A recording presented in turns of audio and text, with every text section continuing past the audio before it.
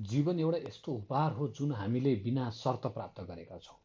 तर यसलाई कसरी बाँच्ने भनेर हामीले कहिल्यै सोच्न चाहेनौँ। हामी जन्मन्छौँ, हुर्किन्छौँ, समाजका नियमहरू सिक्छौँ, तर जीवनको वास्तविक उद्देश्य के हो भनेर बुझ्ने प्रयत्न कसैले गर्दैनन्। हामी सानैदेखि प्रतिस्पर्धामा फस्छौँ। पहिला अङ्कको प्रतिस्पर्धा, पछि जागिरको, अनि अन्त्यमा समाजमा के बन्न सकियो भन्ने बाह्य मूल्याङ्कनको। तर के यही हो त जीवन? जीवन वास्तवमा आफूलाई बुझ्ने, आफूभित्रको अद्भुत क्षमतालाई चिन्ने र आफूलाई पछ्याउँदै अघि बढ्ने यात्रा हो।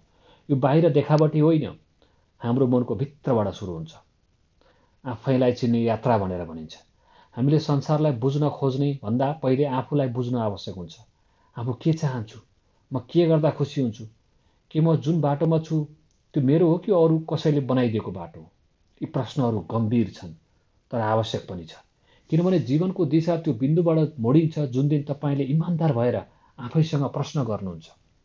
जब तपाईँ आत्मसाक्षात्कारको मार्गमा लाग्नुहुन्छ, तपाईँभित्र एक नयाँ शक्ति जागृत हुन्छ, शान्त, स्थिर र अविचलित। त्यस बेलादेखि तपाईँ संसारलाई अर्कै फरक दृष्टिकोणले हेर्न थाल्नुहुन्छ। हो, त्यो यात्रा सजिलो छैन। कठिनाइहरू तपाईँका गुरु हुन्। जीवनमा कसैले चाहँदैन कि दुःख झेल्नु परोस्, तर दुःख र सङ्घर्ष नै जीवनका सबैभन्दा बलिया शिक्षक हुन्। जीवनमा जति ठुला चोटपटक लाग्छन् त्यति नै गहिरो बोध पनि हुन्छ। हाम्रो समाजले सफलता मात्रलाई मूल्य दिन्छ, तर असफलताले दिएको शिक्षा अझ अमूल्य हुन्छ। कसैले धोका दियो भने त्यो तपाईँको विश्वासको परीक्षण हो। कसैले गलत बुझ्यो भने त्यो तपाईँको आत्मसंयमको मापन हो। तपाईँले हरेक घटनालाई पाठको रूपमा लिँदा जीवनको अर्थ नै फरक हुन्छ। कुनै पनि लक्ष्य प्राप्त गर्न आत्मबल आवश्यक छ। आत्मबल भनेको आत्मविश्वासको त्यो स्तर हो जहाँ तपाईँ भन्न सक्नुहुन्छ, संसारमा जे भए पनि म मेरो विचारमा अडिग छु, म हिम्मत हार्दिनँ।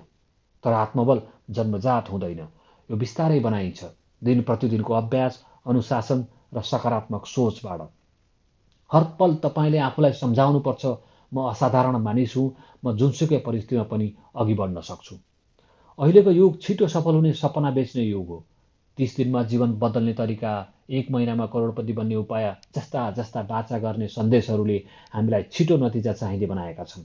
तर साँचो सफलता गहिरो सोच, लामो यात्रा र धेरै चोटपटक पार गरेर मात्र आउँछ। रुख बिस्तारै बढ्छ, तर जब बढ्छ आकाश छुन्छ।